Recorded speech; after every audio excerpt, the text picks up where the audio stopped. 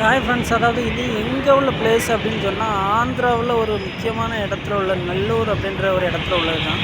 இங்கே வந்து வேறு லெவலில் வந்து விவசாயத்தில் வந்து நல்ல முன்னுரிமை கொடுத்து ஏறக்குறைய 10 ஏக்கருக்கு மேலே வந்து ஃபுல்லாகவே விவசாயம் தான் பண்ணிகிட்ருக்காங்க.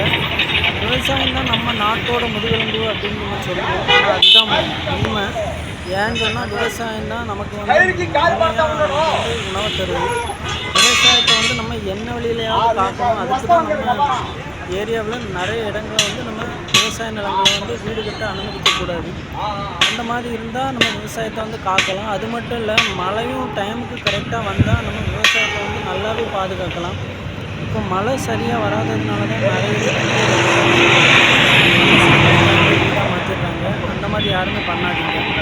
நம்ம வந்து விவசாயத்தை காக்கணும். விவசாயம் தான் நமக்கு வந்து எல்லாத்துக்குமே சாப்பாடு கொடுக்குது.